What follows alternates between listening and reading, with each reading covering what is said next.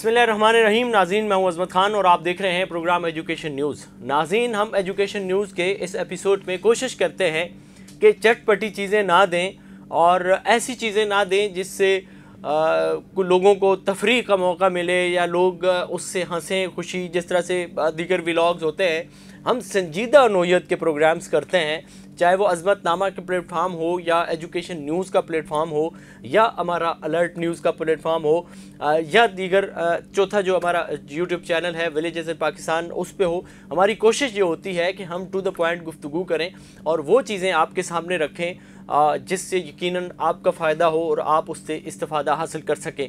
ये सारी चीज़ें वही हम आपके सामने रखते हैं और ज़्यादातर चूँकि एजुकेशन रिपोर्टिंग के हवाले से या दीगर नौयत की जो हम रिपोर्टिंग करते हैं, दीगर नौयत की जो सहाफ़त है उसकी बेस पर हम इंफॉर्मेशंस लेकर के आपके सामने आते हैं।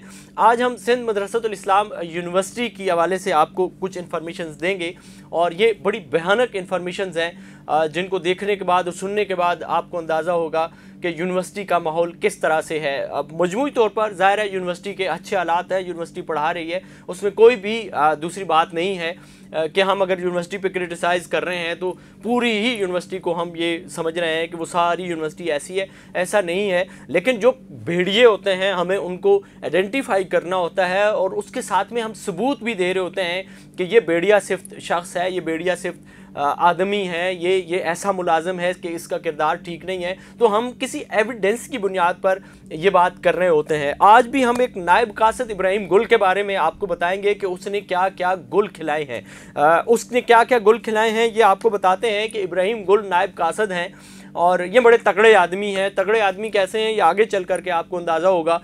इन्होंने कुछ बच्चियों को वहाँ पे हरास करने की कोशिश की और उनको हाथ मिलाने की ऑफ़र की कि आप मुझे हाथ मिलाएं, सो एंड सो दीगर हरासमेंट जो फिज़िकली हरासमेंट होती है उस तरह की इन्होंने कोशिश की। उनको एक ऑफ़िस में बुलाया और उन बच्चियों ने इनकार कर दिया। इन्होंने उनको तंग करना शुरू कर दिया और उनको बाकायदा से अप्रोच करना शुरू कर दिया कि मैं तुम्हारे घरों तक भी पहुंचूंगा।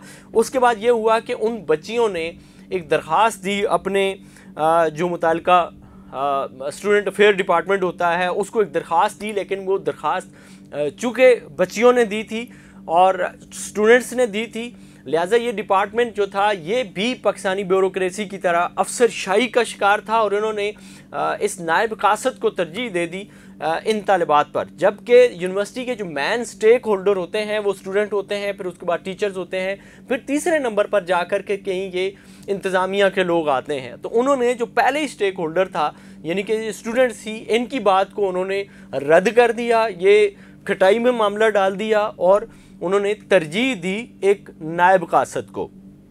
अब उसके बाद जब बच्चियों ने देखा सब्र का पैमाना लिबरेज हुआ तो उन्होंने फिर दूसरा रास्ता इख्तियार किया और उन्होंने जा कर के अपने टीचर्स को भी बताया और एजुकेशन डिपार्टमेंट का चूँकि ये मामला था और उन्होंने डॉक्टर अजब लाशारी साहब को बताया और चेयरमैन को भी बताया, दीगर भी।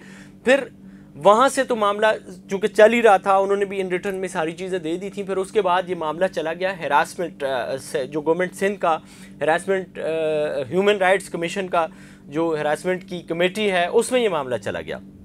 अब जब वहाँ पे बच्चियों ने शिकायत की तो उन्होंने रजिस्ट्रार को एक ख़त लिखा। उन्होंने रजिस्ट्रार को कहा, गुलाम मुर्तज़ा को ख़त लिख करके कि इस पे हमें फैक्ट फाइंडिंग आपकी जो रिपोर्ट कोई बनी है वो हमें दे दें। उनको बुलाया, उन्होंने कहा जी कि हम इस पर इंक्वायरी कर रहे हैं। उन्होंने कहा ठीक है, अगर आप इंक्वायरी कर रहे हैं तो फ़लाँ तारीख तक इंक्वायरी की रिपोर्ट ले करके हमारे पास तशरीफ़ लाएँ।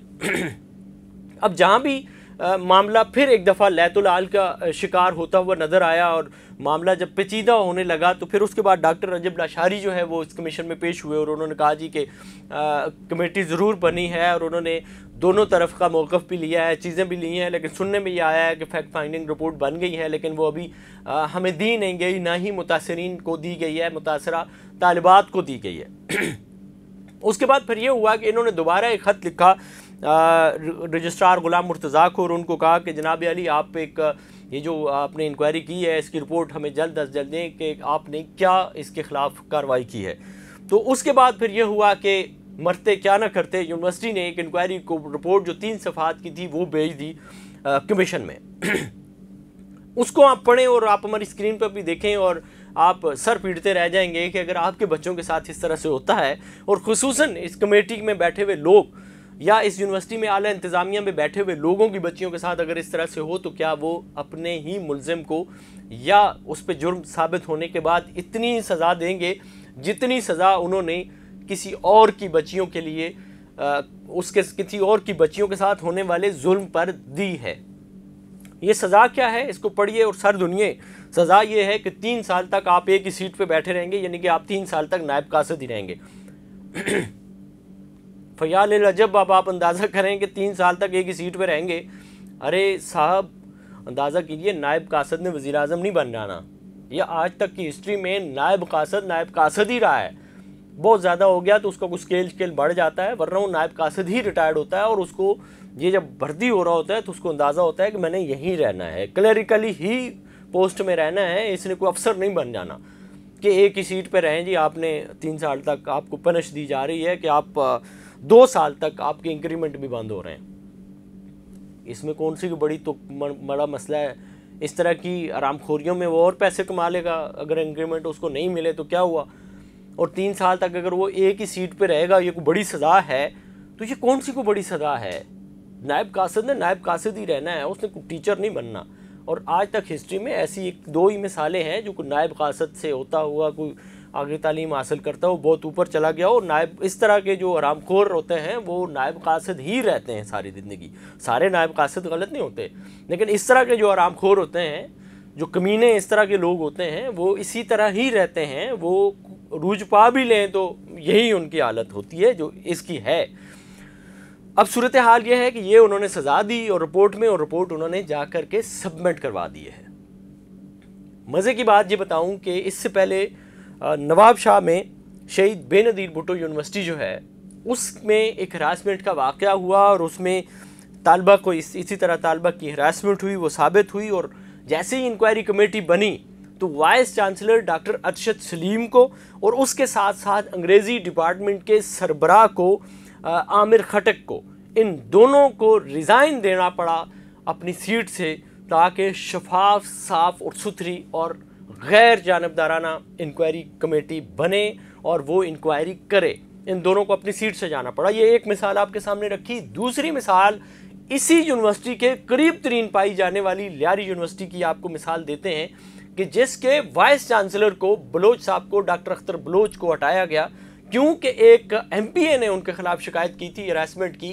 وہ ثابت ہوتی ہے یا نہیں ہوتی ہے، یا ثابت ہوئی ہے یا نہیں ہوئی ہے، یہ ایک الگ بات ہے.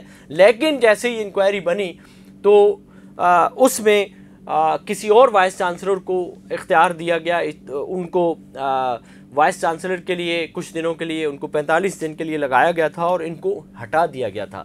لیکن یہاں پہ عجیب صورتحال ہے کہ وائس چانسلر لیول کے افسران کو ہٹا دیا جاتا ہے ہراسمنٹ کے نام پر ہی اور انکوائری بنتے ہی. لیکن ابراہیم گل صاحب نے جو گل کھلایا ہے وہ اتنا میٹھا گل ہے کہ افسران اس سے ڈرتے ہیں، یا کیا وجہ ہے کہ وہ انہوں نے اس کو ہٹانا مناسب نہیں سمجھا ہے اور معمولی سے 2 انکریمنٹ اس کے ختم کرنے کے اور 3 سال تک ایک ہی سیٹ پہ رہنے کی سزا صادر فرمائی ہے. اب مزے کی بات یہ ہے کہ یہ اتنا ڈٹائی پہ اترا ہوا یہ شخص ہے ابراہیم گل کہ اس نے اسی معاملے میں پیش رہنے والے اساتذہ کے خلاف لڑائی بھی کی ہے. ان کو کہا ہے کہ آپ میرا ساتھ دیں، اسٹوڈنٹ کا ساتھ نہ دیں. جب بات نہیں بنی تو ایجوکیشن ڈپارٹمنٹ میں اس نے جا کر کے اساتذہ کے ساتھ ہاتھا پائی بھی کی اور لڑائی بھی کی، جس میں متعدد اساتذہ اس بات کے گواہ بھی ہیں.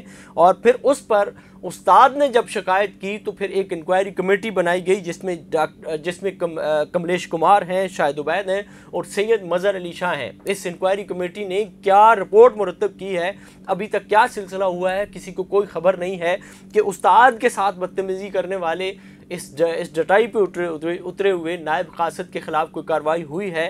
اس رپورٹ پر جس پر استاد کے خلاف اس نے زبان استعمال کی، ہاتھ استعمال کرنے کی کوشش کی ہے، لیکن ابھی تک راوی وہاں بھی خاموش ہے، کوئی کارروائی نہیں ہوئی ہے. دوسری طرف یہ مائنر سی ایک اس کو سزا دی گئی ہے. ابھی ہم نے ایک وکلاء سے بات ہو رہی تھی تو انہوں نے بتایا کہ وہ اس معاملے کو کورٹ پر بھی لے کے جائیں گے، عدالت میں لے کے جائیں گے تاکہ وہاں پر جا کر ان بچیوں کو انصاف دلایا جائے، تاکہ تعلیمی اداروں میں اس طرح کے زہریلے لوگوں کا اور اس طرح کے اس کماش کے لوگوں کا کم از کم تعلیمی اداروں سے راستہ اور رابطہ ختم ہو سکے اور وہ اپنے گھر کی راہ لیں اور کسی اور ادارے میں کبھی بھی نوکری نہ کر سکیں۔ یہ سارا معاملہ آنے والے وقت میں کیا ہوتا ہے اس سے آپ کو اپڈیٹ رکھیں گے۔ آپ کے پاس اس طرح کی کوئی خبر ہے، کوئی واقعہ ہے، کوئی چیز ہے جو آپ ہم سے شیئر کرنا چاہتے ہیں، یا آپ کے کوئی تجربات ہیں، کمنٹ سیکشن میں ضرور شیئر کریں تاکہ اگلے کسی ولاگ میں انہیں ایڈریس کیا جا سکے۔ اسی کے ساتھ اپنے میزبان عظمت خان کو دیجیے اجازت۔ اللہ نگہبان۔